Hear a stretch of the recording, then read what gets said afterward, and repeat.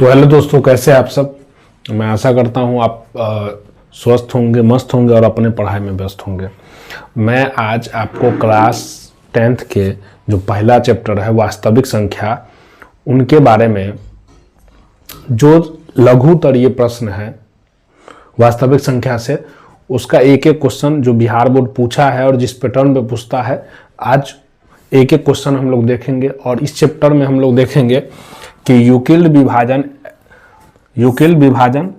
Algorithm,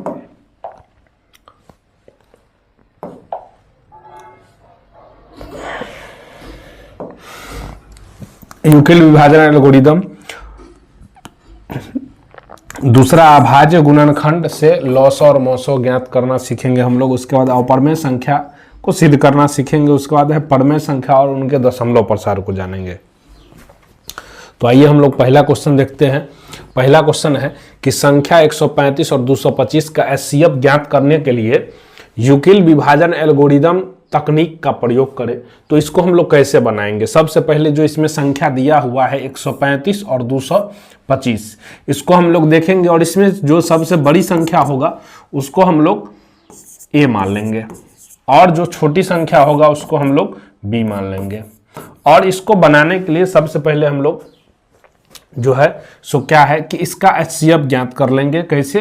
135 से हम लोग 225 का एचसीएफ ज्ञात करेंगे। तो 135 से जब 225 में लगाएंगे कितना बार में लग जाएगा? ये एक बार में लगेगा। तो ये आपका हो गया 135। यहाँ से ये 5 में से 5 घट के 0, इधर 22 में से 13 घटा तो कितना बचा? 9। फिर 9 से यानी 90। देखिए मौसम में क्या होता है कि तब तक हम लोग भाग लगाते रहते हैं जब तक शेषफल 0 नहीं आ जाए, और शेषफल जितना आता है उससे जो भाजक होता है, यानी 135 में अब जो है लगाएंगे हम लोग 90 से। तो 90 से जब 135 में लगाएंगे तो 90 क्या है? 90। और यहाँ से ये हो गया आपको 5 में से 0 घटा 5 और 13 में से 9 घटा 4। अब फिर 45 आया, अभी भी शेष 0 नहीं आया। फिर अब 90 में लगाएंगे कितना से? 45 से। 90 में लगाएंगे 45 से, तो 45 दूना कितना हो जाता है? 90। और ये आपका यहाँ पे शेषफल क्या आ गया? 0। और जब शेषफल 0 आ जाए तो ये जो होता है वो क्या हो जाता है? एचसीएफ। क्या हो जाता है? एचसीएफ इसका कितना है? 45। अब इसको यहाँ पे तो वो हो गया एचसीएफ, वो उस तरीका से हमको बनाना नहीं है। तो बनाना क्या है? यूक्लिड विभाजन एल्गोरिदम तकनीक से बनाना है, जो होता है ए बराबर बी क्यू प्लस आर। ए बराबर बी क्यू प्लस आर, जिसमें ए जो होता है भाज्य होता है, बी इसका भाजक होता है, और क्यू यहाँ पे क्या होता है? भागफल, और आर जो होता है वो शेषफल होता है। तो इसको हम लोग बैठाते हैं। ए के जगह पे क्या बैठा देंगे? 225। बी के जगह कितना हो जाएगा? 135। अब ये जो हम लोग बनाए हैं इससे ही इसको सॉल्व करेंगे। 135 से जब 225 में, यानी 135 से जब 225 में लगाए तो एक बार में लगा। भागफल इसका कितना था? 1। तो यहाँ पे क्यू के जगह 1 रखेंगे और शेषफल कितना आया था? 90। शेषफल कितना आया था? 90। फिर हम लोग 135 में लगाए थे कितना से? 90 से लगाए थे कितना बार में? एक बार में। शेषफल कितना आया था? 45। फिर हम लोग 90 में लगाए हैं कितना से? 45 से। कितना बार में लगा है? 2 बार में। और शेषफल कितना आया है? 0। तो ए बराबर बी क्यू प्लस आर, यानी यूक्लिड विभाजन एल्गोरिदम प्रमेय से जब बनाएंगे हम लोग, शेषफल यानी आर का मान जब तक 0 नहीं आएगा तब तक सॉल्व करेंगे इसको। यहाँ से इसका एचसीएफ क्या निकल के आ जाता है? जो यहाँ पे b का वैल्यू होता है, शेषफल 0 आने में जो b का वैल्यू होता है वो हो जाता है एचसीएफ। तो इसका एचसीएफ कितना हो गया? 45। ऐसे एक और क्वेश्चन, एक दो और क्वेश्चन हम लोग देखते हैं। एक और है यूक्लिड विभाजन एल्गोरिदम का प्रयोग कर 148 और 185 का मौसम ज्ञात करें। तो फिर से यहाँ पे जो बड़ा है, बड़ा इसमें कौन है? 185। छोटा कौन है? 148, है ना। अब यहाँ पे 185 जो बड़ा है, इसमें हम लोग 148 से लगाएंगे। एक बार में लग जाएगा ये 148। इधर आपका हो गया, इधर 15 में से 8 घटा 7, और ये बच गया आपको 17 में से 14 घटा कितना हो जाएगा? 37। फिर 37 से 148 में लगाएंगे, है ना। 4 से लगाते हैं हम लोग। 4 से 7 छक्का 28 और 4 तिया 12 और 2 14, ये हो गया कंप्लीट, यानी शेषफल यहाँ क्या आ गया 0। अब इसके बाद हम लोग इसको जो यूक्लिड विभाजन एल्गोरिदम प्रमेय है उस पर बैठाएंगे तो ये क्या होता है, a बराबर बी क्यू प्लस आर। तो a के जगह तो 185 हो गया, b के जगह जो हो गया आपको 148। क्यों क्या हुआ, तो 148 से लगाए हैं तो एक जो यहाँ पे आया है भागफल शो हो जाएगा, क्यों 1, और शेषफल कितना आया था 37। अब 148 से हम लोग 148 में फिर से लगा दिए, 37 से कितना बार में लगा है 4 बार में, शेषफल कितना बचा है 0। तो ये जो शेषफल 0 बचा उसी में b का जो वैल्यू होगा वो क्या हो जाएगा HCF हो जाएगा। तो इसका HCF क्या हो जाएगा 37। ऐसे ही हम लोग अगला क्वेश्चन देखते हैं। तीसरा जो क्वेश्चन है, यूक्लिड विभाजन एल्गोरिदम का प्रयोग कर 1651 और 2032 का मौसम ज्ञात करें। फिर से इसमें देखेंगे जो बड़ा है, इसमें बड़ा क्या है 2032 और छोटा जो है वो b रखेंगे, b कितना है 1651, यानी फिर 2000 जो 32 है 2032 में हम लोग लगाएंगे कितना से 1651 से। 1651 एक बार में 1651, यहाँ से ये हो गया 1, ये हो गया 13 में से 5 घटा 8, ये 19, 19 में 16 घटा 3।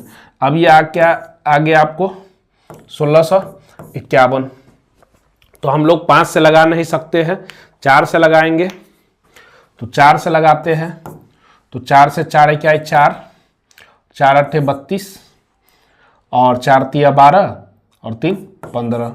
यहाँ से देखिए इधर से हासिल ले 11, 11 में 4 घटा 7, ये आपका हो गया 4, 4 में से 2 घटा 2, ये आपका हो गया 16 में से 15 घटा 1, 127, और ये आपका है 381। आप जानते हैं 27 तिया 81 होता है और 1 तिया 3 होता है, तो 127 में जो है 3 से 127 से 3 बार जब लगाते हैं तो कितना हो जाता है 3 7 21 और 3 दूना 6 2 8 और 3 1 3। ये आपका कंप्लीट, यहाँ पे क्या आ गया शेषफल खत्म हो गया, पूरा 0 आ गया।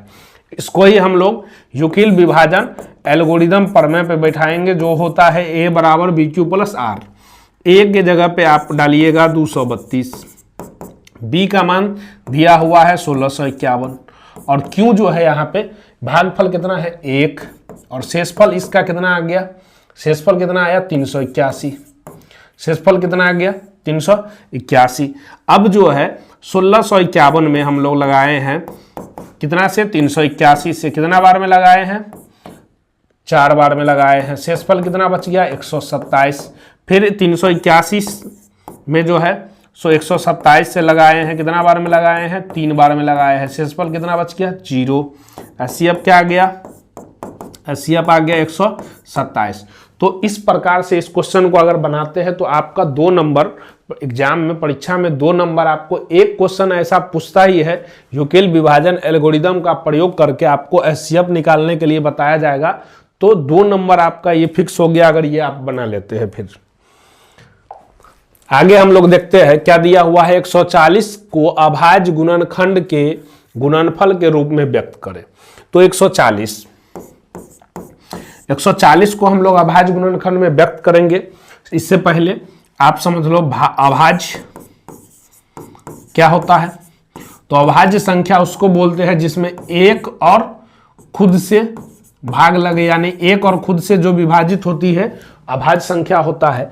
अब सबसे छोटी अभाज्य संख्या क्या हो जाता है 2। 2 को अगर आप भाग लगाइएगा तो 1 से लगेगा और 2 से लगेगा और किसी संख्या से नहीं लगेगा।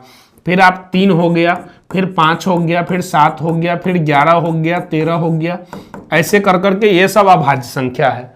अभाज्य ये है, तो भाज्य क्या है, भाज्य संख्या होता है जिसमें एक से और खुद से तो भाग लगता ही है और इसके अलावा एक अन्य संख्या, कोई अन्य संख्या से अगर भाग लग जाता है तो भाज्य होता है। इसमें जो सबसे छोटी संख्या होती है वो 4 होता है। 4 में आप 1 से भी भाग दीजिएगा विभाजित होगा, 2 से भी दीजिएगा विभाजित होगा और खुद से भी दीजिएगा यानी 4 से भी दीजिएगा विभाजित हो जाएगा। तो सबसे छोटी अभाज्य 4, फिर 6, फिर 8, फिर 9, फिर 10, फिर 12, फिर 14, फिर 15, ये सब क्या है भाज्य संख्या है। तो हम लोग को बदलना है अभाज्य में। तो 140 में सबसे पहले हम लोग अभाज्य, जो सबसे छोटी अभाज्य संख्या होती है, दू से लगाते हैं। जब दू से 140 को विभाजित किया जाता है तो कितना बार में विभाजित होता है? 70 बार में।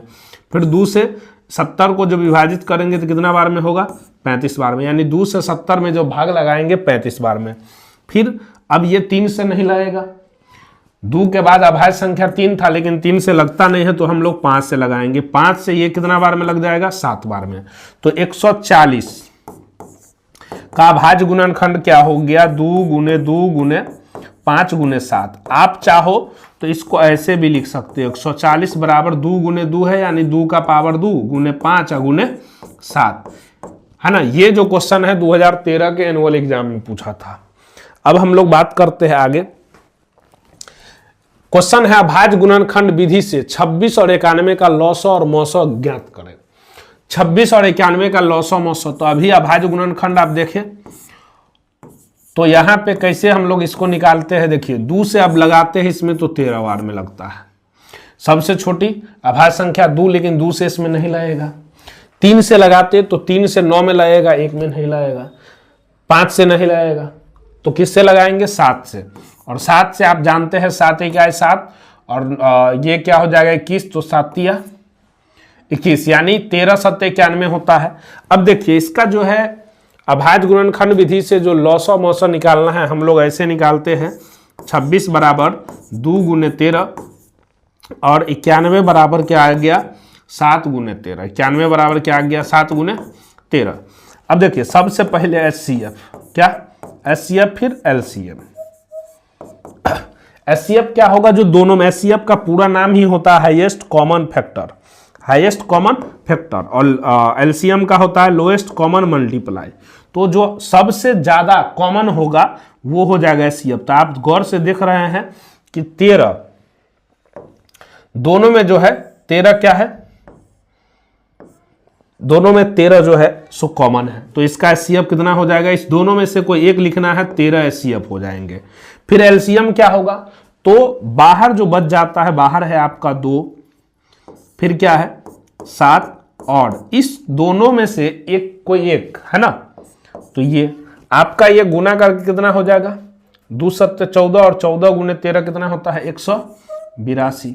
तो इसका LCM HCF आपका 13 और LCM कितना निकल के आ गया? 182। समझ में आ रहा है? क्वेश्चन 6 देखते हैं। अभाज्य गुणनखंड विधि से 96 और 404 का HCF और LCM कैसे ज्ञात करेंगे। 2017 के सेकंड सीटिंग में ये क्वेश्चन पूछा गया था।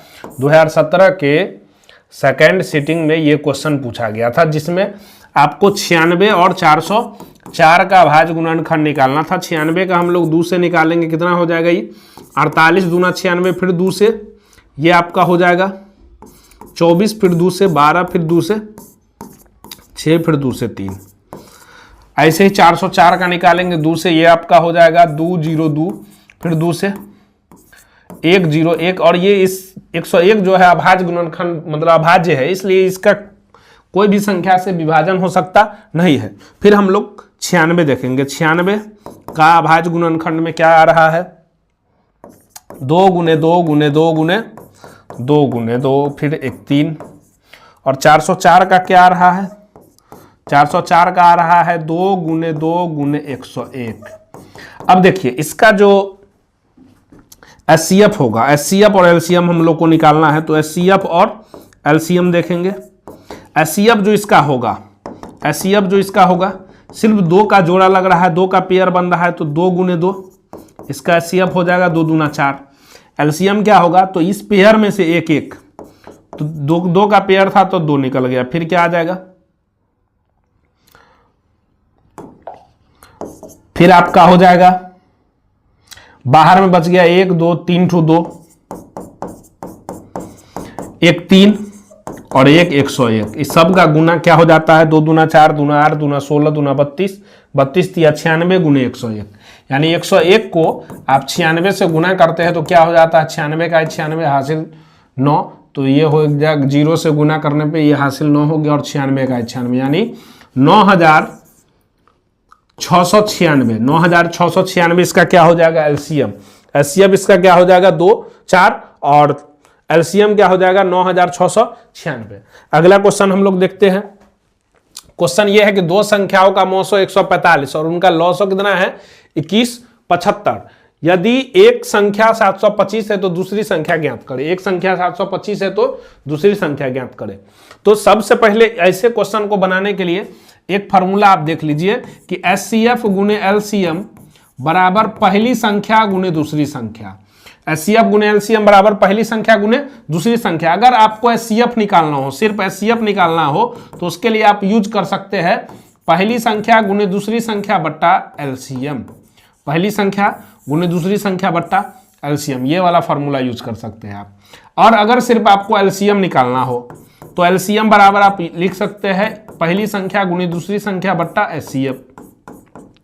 और कभी कभी क्या रहता है कि आपको एलसीएम एचसीएफ दोनों दिया रहता है और निकालना रहता है दूसरी संख्या। पहली संख्या भी दे दिया रहता है, तो दूसरी संख्या निकालने के लिए यानी बी, आपको दूसरी संख्या निकालने के लिए क्या करना पड़ेगा, एचसीएफ गुने एलसीएम बट्टा पहली संख्या। एचसीएफ गुने एलसीएम बट्टा पहली संख्या।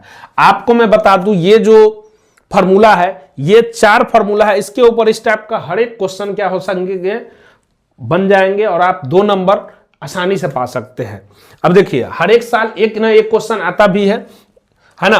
तो इसमें आपको देखिए मौसो, इस सवाल का मौसो दिया हुआ है 145, यानी एचसीएफ आपका कितना दे दिया 145। एलसीएम इसमें कितना दे दिया हुआ है, एलसीएम है 2175। और आपको पहली संख्या भी दे दिया है कितना, पहली संख्या है आपको 725। दूसरी संख्या आपको यहां पे निकालना है। तो दूसरी संख्या निकालने के लिए क्या करते हैं आप, एचसीएफ गुने एलसीएम बट्टा पहली संख्या। तो यहां पे आपका एचसीएफ है 145, एलसीएम है 2175 और बट्टा पहली संख्या है 725। आप 725 से अगर इसको काटते हैं तो कितना बार में कट जाता है, 3 बार में। अब यहां पे आपको दूसरी संख्या बच गया 145 गुने 3, कितना हो जाएगा, 5 तिया 15 और 14 तिया 42, 1 43 यानी 435। तो दूसरी संख्या निकालना था। दूसरी संख्या बराबर क्या हो जाएगा, दूसरी संख्या बराबर हो जाएंगे 435। ऐसे ही हम लोग अगला क्वेश्चन देखते हैं। दो संख्याओं का मौसो 18 तथा उनका गुणनफल 12960 है, तो उनका लॉसो ज्ञात करें। यानी इसमें क्या है, आपको एचसीएफ दे दिया है, क्या दे दिया हुआ है, एचसीएफ 18। और दो संख्याओं का क्या दे दिया है, दोनों संख्याओं का गुणनफल दे दिया है 12960। दोनों संख्या, एक ए और एक बी, कितना हो गया 12960। पहली संख्या दूसरी संख्या का गुणनफल यानी गुना दे दिए हुआ है 12960। ज्ञात क्या करना है, एलसीएम। एलसीएम निकालना है, तो एलसीएम बराबर क्या हो जाएगा, पहली संख्या गुने दूसरी संख्या बट्टा एचसीएफ। पहली संख्या और दूसरी संख्या गुणनफल दे दिया हुआ 12960 और एचसीएफ आपका कितना है 18। 18 से इसको काटेंगे तो क्या हो जाएगा, 18 से 18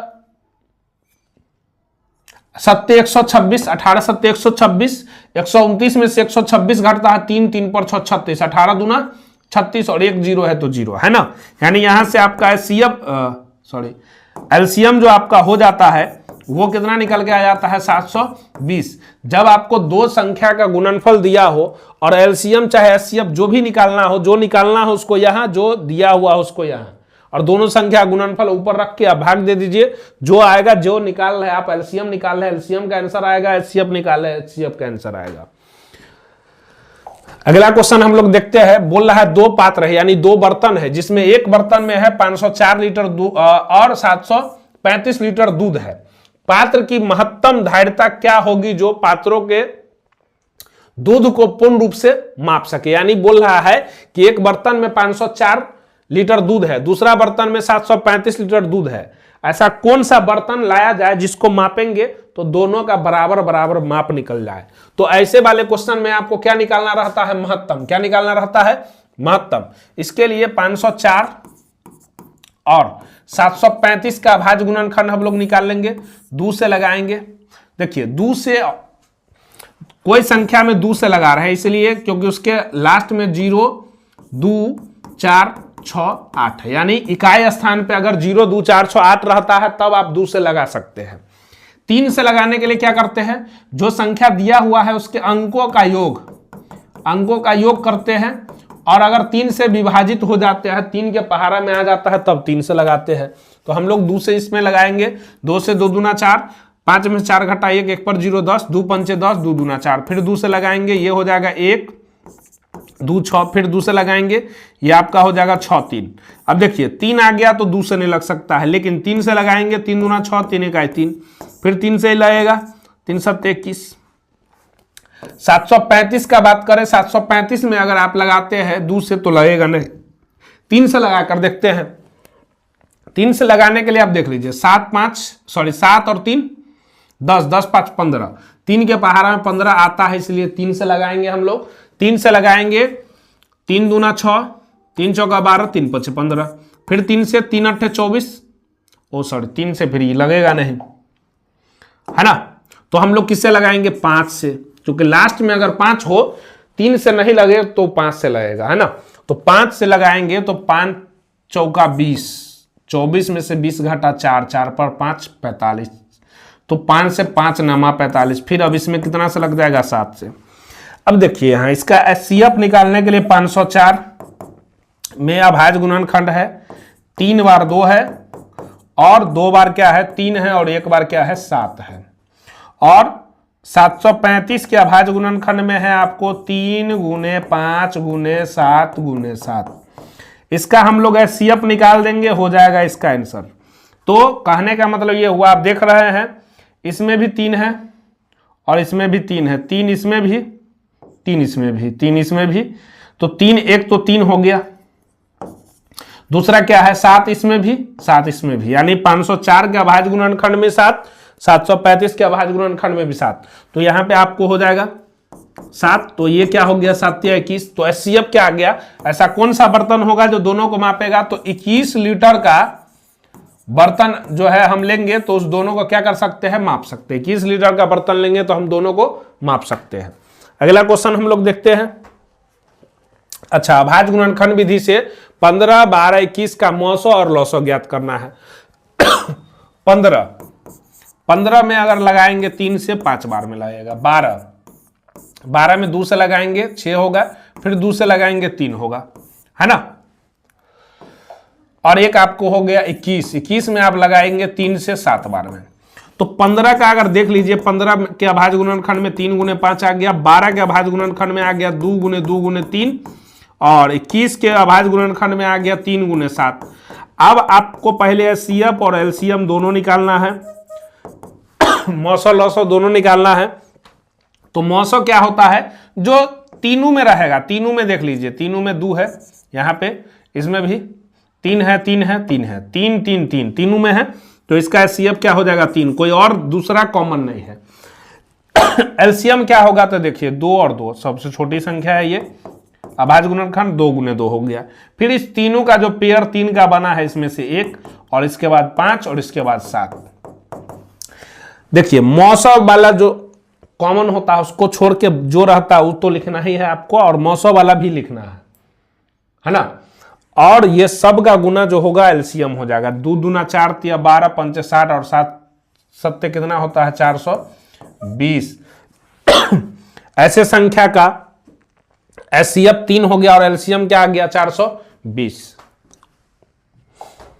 अब सेम टू सेम एक 8 9 25 का 8 का अभाज्य गुणनखंड क्या होगा, 2 से 4, 2 से 2। 9 का अभाज्य गुणनखंड क्या होगा, 3 से 3। 25 का अभाज्य गुणनखंड क्या होगा, 5 से 5। 8 में देख लीजिए आप 2 गुने 2 गुने 2। 9 में देख लीजिए आप 3 गुने 3, और 25 में आप देख लीजिए 5 गुने 5। अब हम लोग को है निकालना महत्तम एचसीएफ, लघुत्तम एलसीएम। तो महत्तम आप गौर कीजिए, इस तीनों में कोई चीज कॉमन है ये नहीं है, इस तीनों में कोई चीज कॉमन नहीं है, और जिसमें तीनों में कोई कॉमन नहीं रहता उसको बोलते हैं सहभाज्य संख्या। और सहभाज्य संख्या का मौसो क्या होता है, 1। मौसो क्या होता है, 1। अब ऐसे भी इसमें गुने 1 गुने 1 गुने 1 लिख सकते हैं, और तीनों में 1 कॉमन हो जाएगा फिर, तो एचसीएफ 1। और आप नहीं लिखते हैं फिर भी आप ध्यान रखिए कि जिसमें एचसीएफ जो सहभाज्य संख्या है उसका एचसीएफ क्या हो जाता है 1। एलसीएम में क्या होंगे, सब का गुना हो जाएगा। क्या सब है, 2 गुने 2 गुने 2 है, फिर 3 गुने 3 गुने 3 है, फिर 5 गुने 5 है। क्या हो रहा है, 2 दूना 4 दूना 8, 8 को 25 से गुना करेंगे 200, 200 नामा कितना होता है 1800। तो ये गुना करके कितना आ गया 1800, यानी 2 दूना 4 दूना 8, 8 त्रिक 24, 24 तिया 72, 72 पंचे 72 पंचे हो गया आपको 5 दूना 10, 7 पंचे 35, 1 36, 360, 360 पंचे हो गया 1800। तो इसका एचसीएफ ये हो गया। 2016 के एनुअल एग्जाम में पूछा था ये। अब देखिए ये क्वेश्चन है, जांच कीजिए कि क्या किसी प्राकृतिक संख्या n के लिए 4 का पावर n का मान अंक 0 पर समाप्त हो सकता है। 2019 के सेकंड सिटिंग में पूछा गया क्वेश्चन। देखिए 10 है अंक 0 पे समाप्त, 50 अंक 0 पर समाप्त, 120 अंक 0 पे समाप्त, 200 अंक 0 पे समाप्त। इस सब में एगो चीज कॉमन है। देखिए क्या कॉमन है, 10 का भाज्य गुणनखंड 2 गुने 5, 50 का भाज्य गुणनखंड 2 गुने 5 गुने 5, 120 का भाज्य गुणनखंड 2 गुने 2,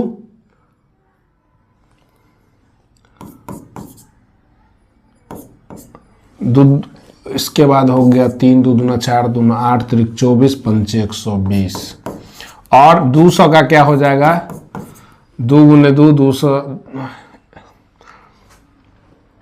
100, 100 फिर 50, फिर 25, फिर 5 गुना 5। अब देखिए इसमें सम में एक चीज कॉमन क्या है, तो सब जो भी अंक 0 पे समाप्त हुआ है उसके अभाज्य गुणनखंड में 2 और 5 है। सब में देख लीजिए 2 और 5 है ही, और कोई है तीसरा उससे मतलब नहीं है, लेकिन 2 और 5 है। अब इसमें देखिए हम लोग तो ये समझ गए कि अगर कोई भी संख्या को 0 पे समाप्त होना है तो उसमें क्या रहना चाहिए, 2 और 5 रहना चाहिए। क्या रहना चाहिए, 2 और 5। तो हम लोग इसको हल करते हैं, बनाते हैं। हल में लिखते हैं किसी संख्या, किसी प्राकृतिक संख्या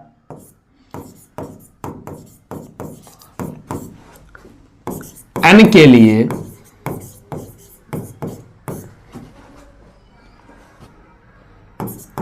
फोर का पावर n अंक 0 यानी 0 पे समाप्त हो, 0 यानी 0 पर समाप्त हो,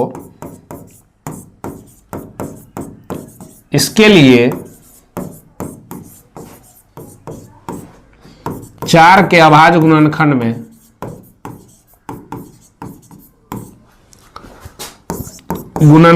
अभाज्य गुणनखंड में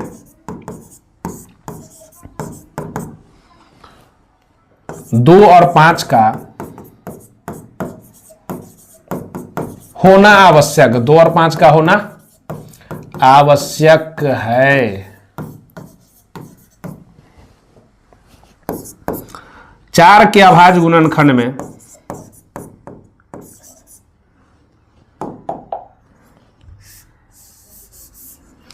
देखिए 4 का भाज्य गुणनखंड क्या होगा, 2 गुने 2, यानी 4 के अभाज्य गुणनखंड में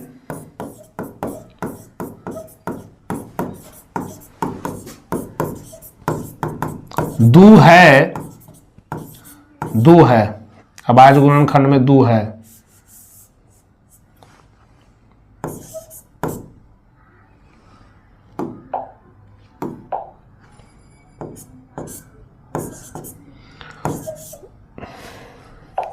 दो है लेकिन 5 नहीं है।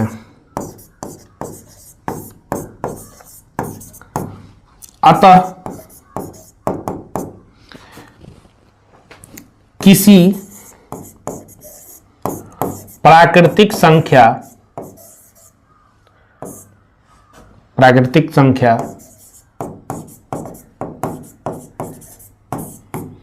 n के लिए 4 का पावर n का मान अंक 0 पर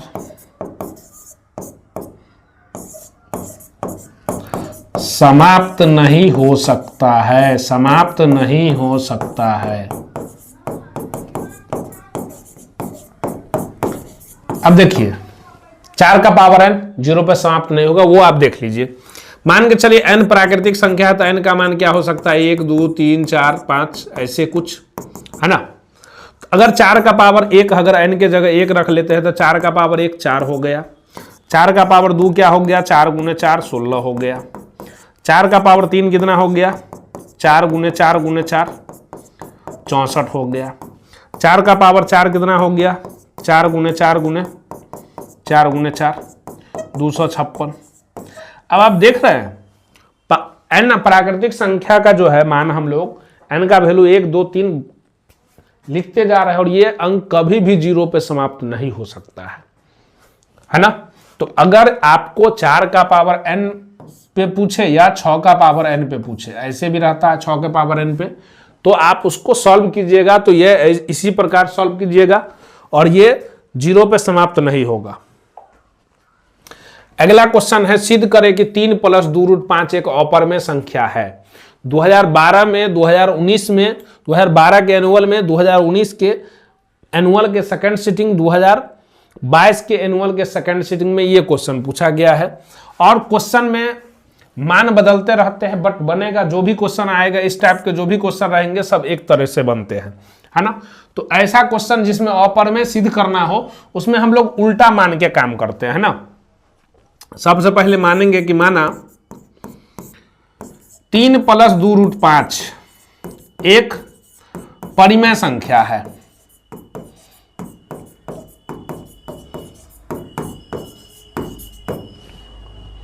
और एक चीज और मान लेंगे, 3 + 2√5 बराबर p/q, जहां p एवं q सहअभाज्य संख्या है, सहअभाज्य संख्या है तथा q बराबर नहीं है 0, q बराबर नहीं है 0, q बराबर नहीं है 0। अब देखिए 3 प्लस में है, बराबर के उस साइड भेज देंगे तो इधर आपको रह जाएगा 2√5 बराबर p/q -3। 2√5 के साथ यानी 2 बाहर है, रूट के अंदर 5 है, ये 2 गुना में है, इसको भी हम लोग उस साइड ले जा सकते हैं। उस साइड ले जाएंगे तो ये आपको हो जाएगा √5, है ना। और ये नीचे जाएगा तो भाग में तो 2/q के भाग में p/q के भाग में जाएगा तो ये आपका हो जाएगा 2q, और ऐसे ही -3 के भाग में जाएगा तो 3/2, ये हो गया। अब देखिए यहाँ पे क्या हो गया, खेला हो गया। क्या खेला हुआ कि अपरिमेय संख्या परिमेय के बराबर हो गया, अपरिमेय संख्या परिमेय के बराबर हो गया, है ना। लिखेंगे यहाँ पे हम लोग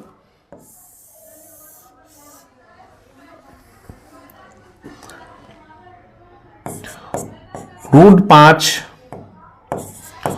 अपरिमेय संख्या है,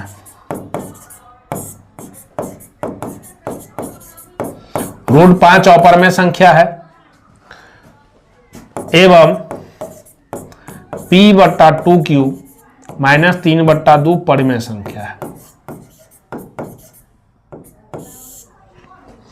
परिमेय संख्या है।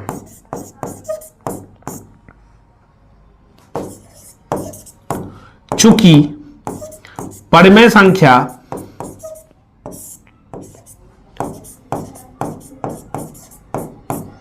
अपरिमेय के बराबर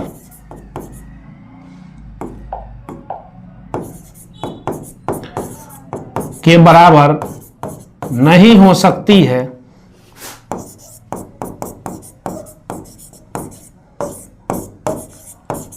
अब देखिए यहां विरोधाभास हो रहा है कि परिमेय अपरिमेय के बराबर होता ही नहीं है, और यहां पे आ गया अपरिमेय संख्या बराबर परिमेय, यानी परिमेय बराबर अपरिमेय, है ना। तो यहां लास्ट में लिखेंगे हमारी मान्यता गलत थी, हमारी मान्यता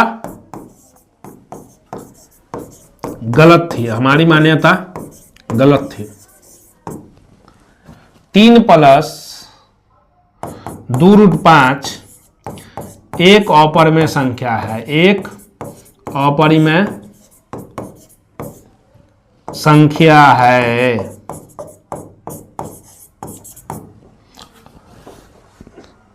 तीन प्लस 2√5 एक अपरिमेय संख्या, ऐसे क्वेश्चन आएंगे, चाहे वो 3 प्लस 2√5 हो या 6 प्लस √3 हो, है ना, या आपको और ऐसे कुछ संख्या आएंगे। सब सवाल एक तरीके से ही बनते हैं। तो ये क्वेश्चन 14 है जिसमें बोल रहा है सिद्ध करे कि √3 एक अपरिमेय संख्या। देखिए √3 हो या √5 हो या √7 हो या √11 हो या √2 हो, सब जो है बेरावारी कोई बार बार जो है कोई एक इसमें से पूछता रहता है और सभी का बनाने का पैटर्न एक जैसा है, सब एक जैसा बनता है। तो ऐसे सवाल को कैसे बनाना है हम लोग आज देखते हैं, कैसे ऐसे सवाल बन पाते हैं, है ना। तो यहाँ पे क्या बोला है कि इसको सिद्ध करना है कि अपरिमेय संख्या है। तो हम लोग क्या करेंगे, और वैसे भी ये 2011-14 में, 2017 में, 2018 में सिर्फ √3 पूछ चुका है, √2 या √5 ऐसे करके हर एक साल लगभग पूछ देता है। तो हम लोग इसको सबसे पहले विरोधाभास मानेंगे कि माना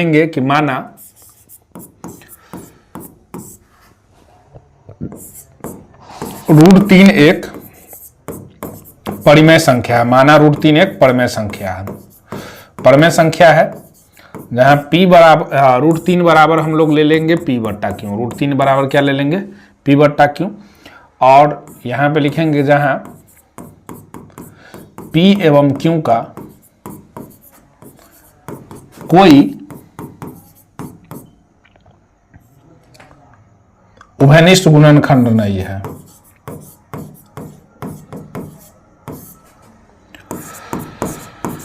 उभयनिष्ठ गुणनखंड नहीं है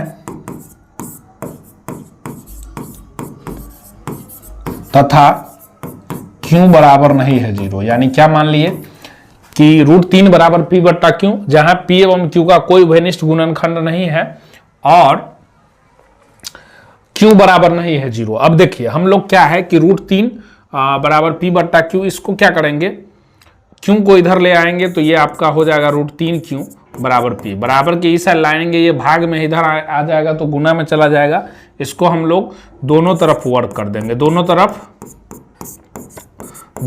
वर्ग कर देंगे। दोनों तरफ वर्ग करने पर क्या हो जाएगा, √3 का स्क्वायर 3, q का स्क्वायर q स्क्वायर, और इधर हो जाएगा p का स्क्वायर p स्क्वायर। अब ये जो 3, इसको हम लोग समीकरण 1 ले लेते हैं। ये जो √3 जो है q स्क्वायर के गुना में है, इसको हम लोग p स्क्वायर के भाग में बराबर की इस साइड भेजेंगे तो ये कहाँ आ जाएगा, भाग में, है ना। अब यहाँ पे क्या है लिख देंगे, चूंकि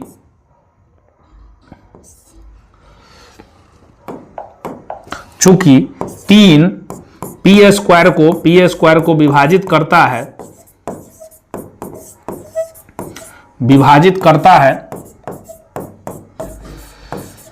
तो p को भी विभाजित करेगा, अब देखिए यहां पे हम लोग क्या मान लिए कि चूंकि ये जो 3 जो है 3 क्या है p स्क्वायर को विभाजित कर रहा है तो p को भी करेगा। कैसे करेगा तो देख लीजिए, p स्क्वायर बट्टे 3, अगर इसको हम p स्क्वायर को p गुने p लिख दिए, बट्टे में 3 लिख दिए तो क्या हो जाएगा, इसको हम ऐसे भी लिख सकते हैं 3 p बट्टा 3 गुने p। यानी कहने का मतलब देखिए p स्क्वायर को 3 विभाजित कर रहा है तो p को भी करेगा, है ना। अब यहां से आगे हम लोग क्या करेंगे, मान लेंगे कि माना p बराबर 3 के, माना p बराबर 3 के, है ना। और ये क्या करेंगे हम लोग, समीकरण 1 में p का मान रख देंगे। समीकरण 1 में p का मान रखने पर समीकरण 1 हम लोग के पास था, क्या था, 3q² बराबर p²। अब p के जगह पे p का मान क्या माने हैं हम लोग, p को 3 के माने हैं, तो ये हो जाएगा आपको 3q² बराबर 3k²। इधर हो गया 3q² बराबर 3 का स्क्वायर 9, इधर हो जाएगा k²। ये जो 9 है इसको हम लोग बराबर की इस साइड ले आएंगे तो क्या हो जाएगा 3q² बट्टा 9 बराबर k²।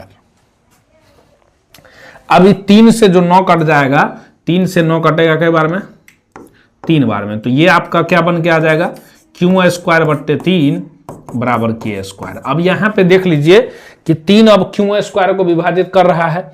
फिर से हम लोग लिखेंगे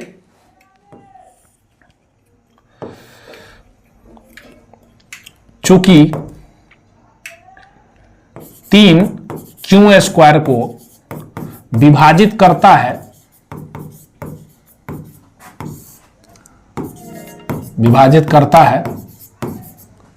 तो q को भी विभाजित करेगा।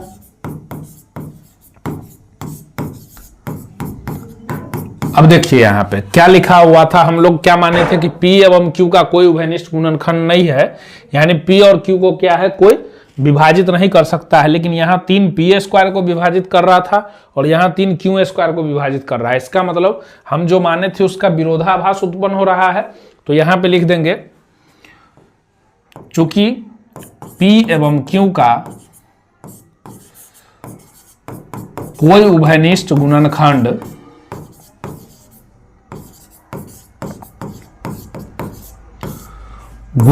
नहीं था,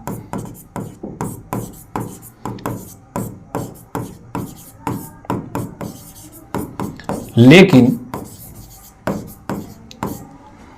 3 p² एवं 3 p एवं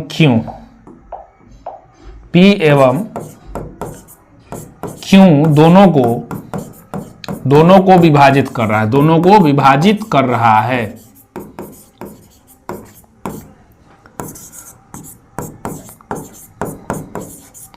विभाजित कर रहा है जो हमारे मान्यता के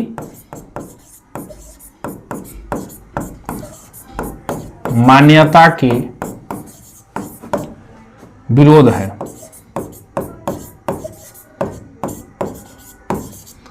अतः हमारी मान्यता गलत थी।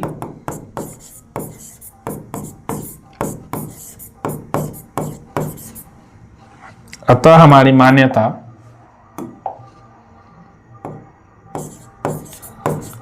गलत थी। √3 एक अपरिमेय संख्या है।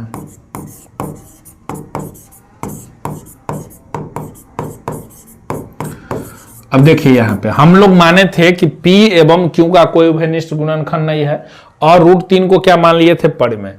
लेकिन जब इसको हम लोग सॉल्व किए तो क्या आया कि 3 p² को भी विभाजित कर रहा है, यानी p को भी विभाजित करता है, 3 q को भी विभाजित कर रहा है, जो हमारे मान्यता का क्या था, विरोध था। क्योंकि इसका कोई उभयनिष्ठ गुणनखंड नहीं है तो कोई विभाजित कर सकता नहीं था।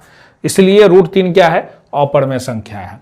तो अगर √3 रहे तो √3, यहीं पे अगर √5 पूछ दे या √2 पूछ दे तो √3 के जगह पे आप जैसे जैसे ये बना है ऐसे ही √3 के जगह पे √5 है ना रख के इसको बना सकते हैं। हम लोग अगला क्वेश्चन की तरफ बढ़ते हैं।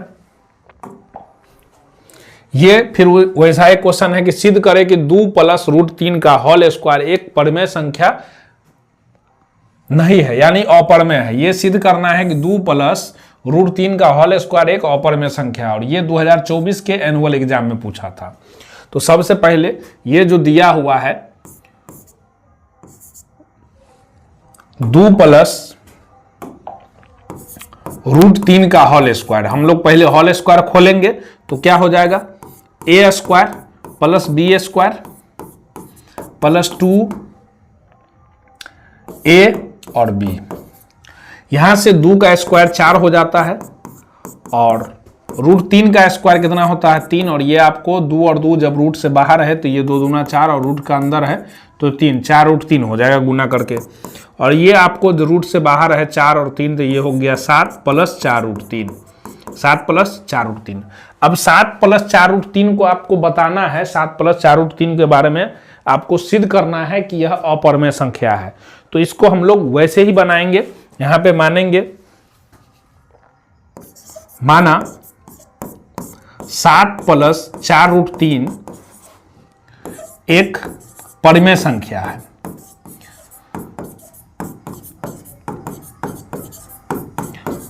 मान लिए कि 7+4√3 एक परमेय संख्या है ना। और एक चीज मान लेंगे हम लोग, 7+4√3 बराबर p/q मान लेंगे। अब देखिए 7 प्लस में है, इसको बराबर के उस साइड भेजेंगे तो ये आपको हो जाएगा 4√3, इधर हो जाएगा p/q -7, है ना। और √3 के गुना में कौन है, 4 है। √3 के गुना में कौन है, 4 है। अगर इसको हम लोग भाग में भेज देते हैं तो इधर बच जाता है √3 और इधर क्या बचता है, p/q -7। इसके भी नीचे 4 आ जाएगा और इसके साथ q के साथ गुना हो जाएगा 4 का। एक चीज और यहां पे लिख देना है कि जब p/q मानिएगा तो लिखिएगा जहां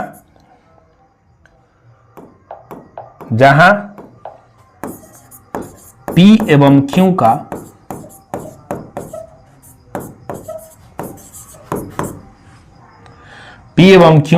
सह अभाज्य संख्या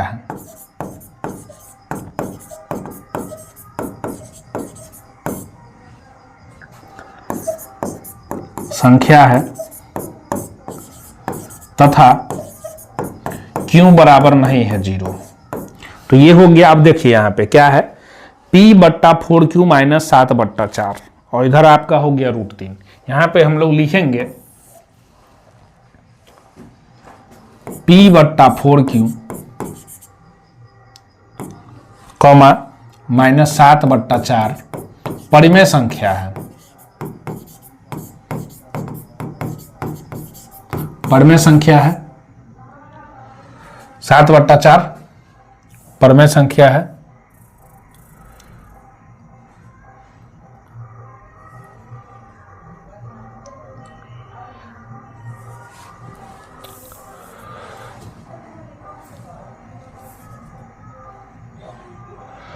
एक मिनट,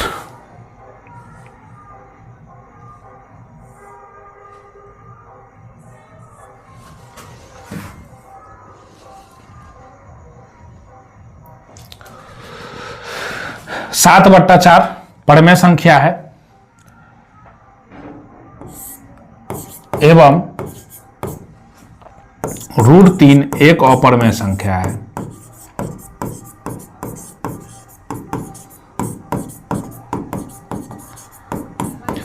अब यहां पे आप देखिएगा तो √3 बराबर है p/4q -7/4, यानी परमेय संख्या और अपरमेय, ये परमेय संख्या हुआ और ये अपरमेय संख्या हुआ। परमेय संख्या अपरमेय संख्या के बराबर नहीं होता है।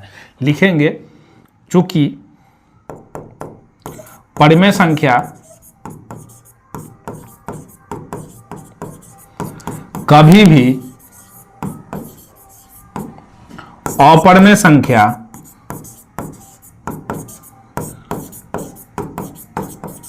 के बराबर नहीं होती है,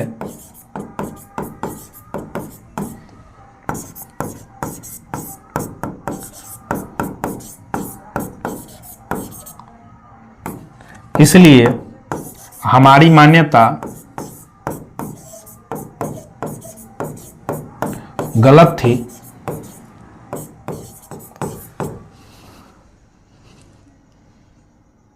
दो प्लस √3 का होल स्क्वायर, ये किसके बराबर था, 7 + 4√3। 7 + 4√3 आया है इसको सॉल्व करके।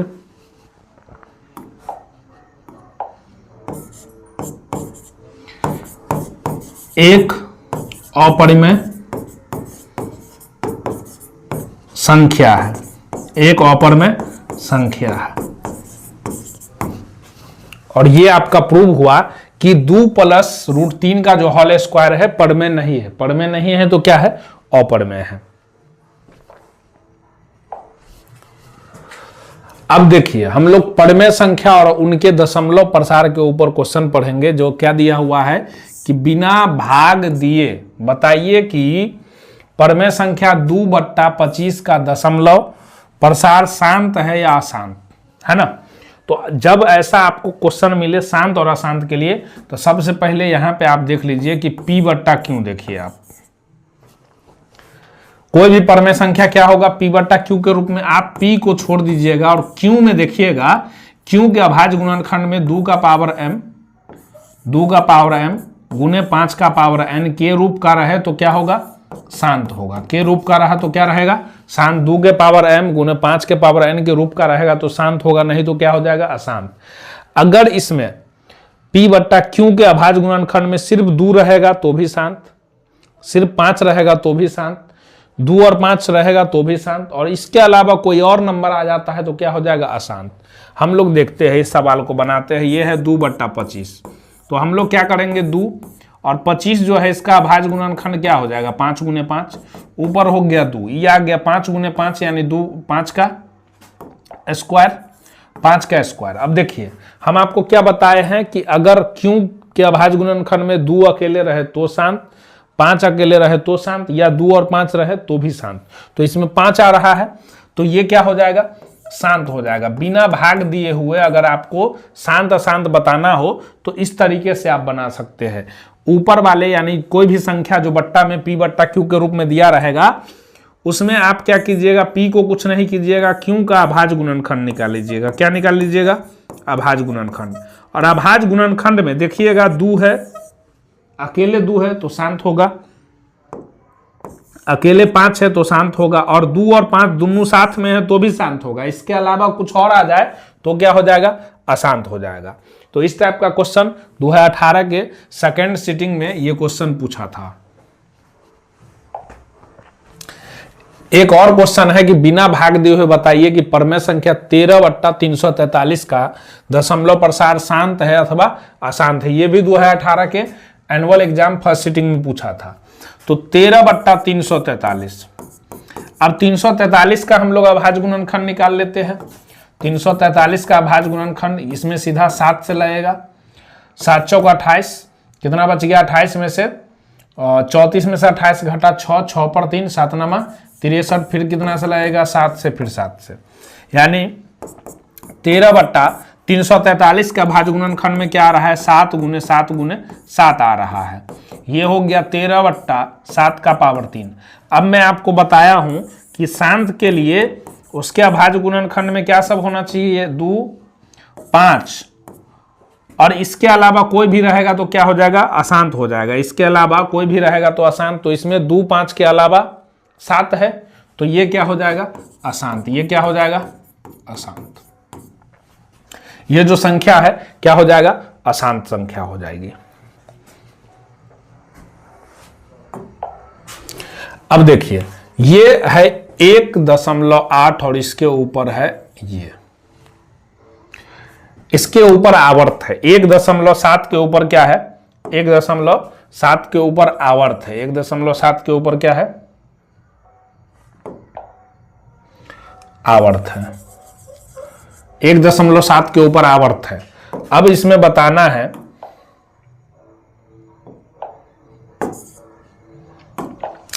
कि इसका P/Q के रूप में बदलना है। 2020 के एनुअल एग्जाम में पूछा है, 2022 के एनुअल एग्जाम में पूछा है, और ऐसे क्वेश्चन एक न एक संख्या बदल बदल के आते रहते हैं। तो ऐसे संख्या को हम लोग P/Q के रूप में कैसे बदलेंगे, एकदम आसान तरीका है बदलने का। हम लोग क्या करेंगे, इसको जो दिया हुआ संख्या है उसको जैसे का तैसे लिख देंगे, है ना। क्या है फॉर्मूला इसका, क्या है कि संख्या को जैसे का तैसे लिखे, संख्या को जैसे का तैसे लिखे।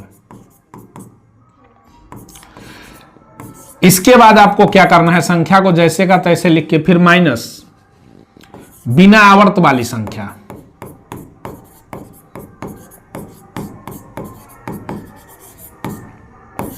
बिना आवर्त वाली संख्या क्या कर देना है, आपको माइनस कर देना है। फिर क्या करना है, 2 को 10 रखना है। पहला वाला 10 का पावर क्या होगा, दशमलव के बाद अंकों की संख्या,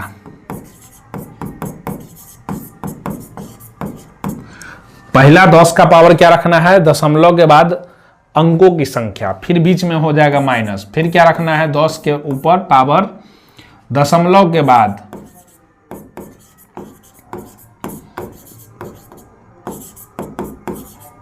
बिना आवर्त वाली अंकों की संख्या, बिना आवर्त वाली अंकों की संख्या।